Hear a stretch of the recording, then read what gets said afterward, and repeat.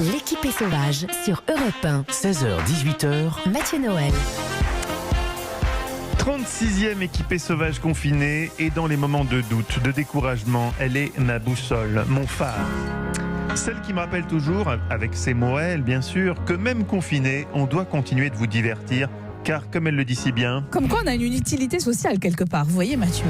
Et oui, quoi qu'en disent certains, on a une inutilité sociale, Non, une utilité tout à fait indéniable. Oh là là. Surtout quand vient l'heure, Eva, de vos précieux conseils Vous êtes télé. Qu'est-ce qu'on bête, ferait hein. sans vous? Je Bon. ne sais pas ce qu'on ferait. On éteindrait la télé tout simplement. Piéton, comme disait Bourvil.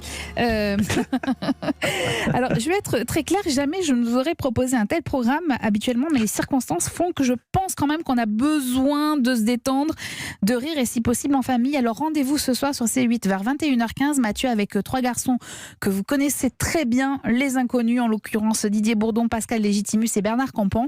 La chaîne, en fait, rediffuse les 30 meilleurs sketchs du trio. Alors ça va de Télémagouille à Bioman, tournée ménage, les rap-tout.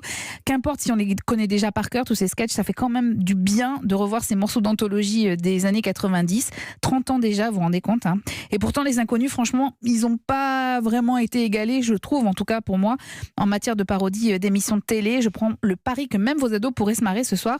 C'est sur C8 à 21h15, les 30 plus grands sketchs des inconnus. Et si je peux me permettre très rapidement, juste là, il y a les 30 meilleurs sketchs, on les connaît tous par cœur, mais Oui. en revanche, si vous fouinez sur Internet, vous retrouvez des sketchs un peu moins connus, notamment les C'est sketchs sur les parlers différents selon les professions, avec les langages codés des différentes professions. Vous les connaissez menuisiers, ça par cœur, vous, c'est qui est sûr. Ouais. drôlissime, j'en cherche toujours pour trouver des sons à la con pour l'émission. Il y a toujours des pépites là-dedans, ils étaient vraiment prolifiques. Il y a un nombre de sketchs qui est incroyable. Voilà, vous en mon aurez conseil, un petit bout ce c'est soir. de chercher Exactement. un peu sur Internet aussi. Oui. Sauf que les ados, eux, bloquent surtout sur Netflix. Ouais, Et là, vous c'est les pas connaissez, faux. ces ados. Voilà, c'est pas faux. Et alors depuis hier, vous pouvez d'ailleurs découvrir une autre star des années 80 et 90, une immense star, Oh my peut-être, God. mais oui, la plus grande quand on parle de basket américain, Michael Jordan, joueur emblématique des Chicago Bulls, qui est le sujet donc d'une nouvelle série documentaire intitulée The Last Dance. Alors The Last Dance, c'était le nom qui avait été donné par l'entraîneur Phil Jackson à la saison 97-98, qui a marqué un tournant à la fois dans l'histoire du club et dans la vie de Michael Jordan.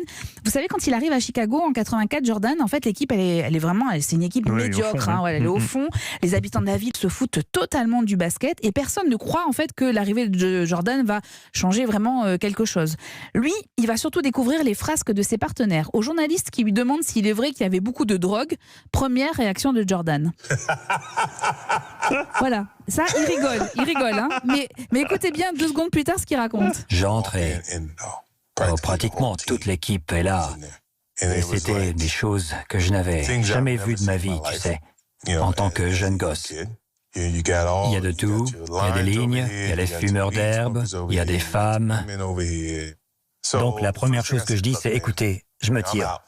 Tu sais, parce que la seule chose à laquelle je pense, c'est que s'ils viennent faire une descente là tout de suite, je suis aussi coupable que les autres vu ce qu'il y a dans cette pièce. Et à partir de ce moment-là, tu sais, j'étais plus ou moins seul.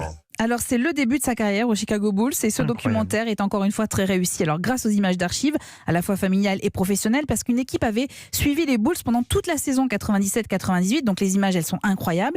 Il y a évidemment un long entretien accordé par Michael Jordan que vous venez d'entendre, et puis il y a un casting de luxe côté témoignage. Écoutez bien, toutes les stars du parquet sont là, ça va de Scottie Pippen à Dennis Rodman en passant par Magic Johnson, mais aussi les entraîneurs, les patrons de club et les fans, au rang desquels, Barack Obama et Bill Clinton, voilà, qui témoignent dans le film. Tout y est, le récit du destin de Jordan, les rivalités, le fonctionnement de ce sport aux États-Unis, aussi l'argent, les coulisses. Et puis il y a le suspense des matchs avec les plus belles actions de Jordan.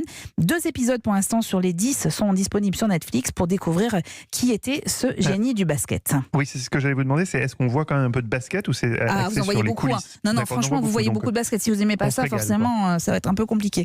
Toutes les plus grandes actions. Si on aime le basket, c'est un beau reportage. Mais vous allez découvrir les matchs quand il était encore en universitaire. Et c'est absolument incroyable. Et tout le monde dit que c'était déjà un génie, quoi. Ouais, non, vraiment. C'est vraiment très, très réussi. Et alors, Eva, c'est la question rituelle, le mix du jour.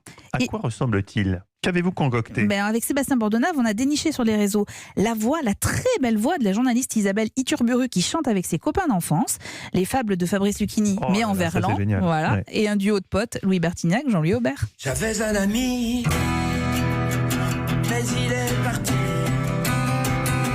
Un sens à ma vie.